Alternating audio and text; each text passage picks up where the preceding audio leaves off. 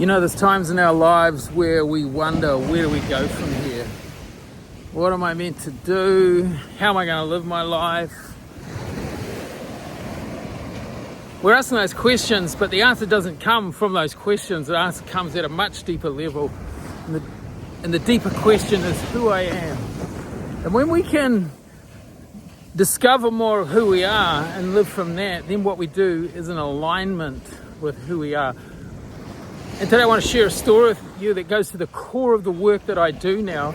And the reason it goes to the core of the work that I do is because it goes to the core of my identity. And it started out with hardship and difficulty and real challenge. I was at the worst stage of mental health in my life. This is about 4 or 5 years ago. And I felt incredibly misunderstood. And it was on the basis of being misrepresented around the world. People believed a range of things about me that were totally inaccurate. And so I brought what I could bring. Well, I couldn't control that. I brought what I could bring to the Lord, which was my heart. And I brought my heart to Him, and we did this incredible God space where the Lord showed me that actually I feel misunderstood. Not even feel misunderstood, I am misunderstood, like deeper than feeling, an identity statement. And so as we processed that, wrote it out, and actually felt to get rid of that identity, and in this case symbolically burning it and washing it down a plug hole, I remember that moment, them going down the plug hole. It was so powerful, this identity I've been carrying around for years and years and years. And you know, knowing the Father, I knew, well, it's great to have stuff washed away. His intention is to really show us who we are. And so we took some time and waited before Him even longer, and then He showed me who I truly am. That I am in fact a man of understanding. Proverbs 20 verse 5 talks about that. And a man of understanding. This is going from misunderstood to a man of understanding. And so what He did to help me was He took those words under and standing, which means I get you, and He separated them, and He showed me, if you stand under what I'm giving you, you are the man of understanding. And then He took me back and showed me when I started doing this when I was about 30 years old.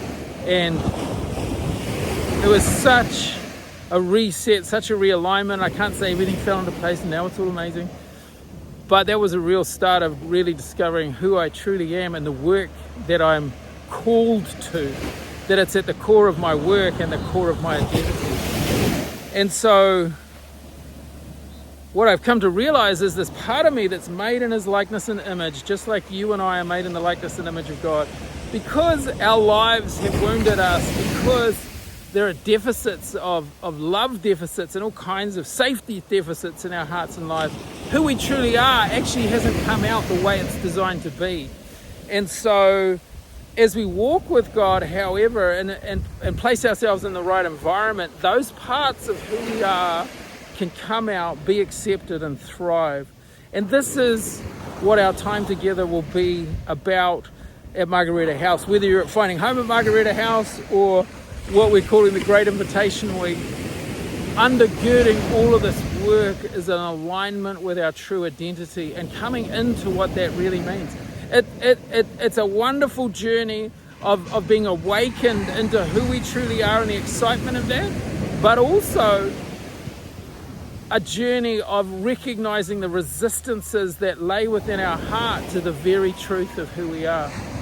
A classic example of what I'm talking about there is when we feel hope, when we start to hope for something.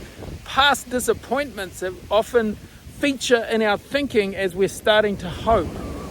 I can feel that you know that's true. So it is with our true identity. When the trueness and fullness of our likeness and image starts to emerge, all those voices telling us that we should be someone else or behave like someone else or be like some other family that many of us have been brought up with, those start to emerge too.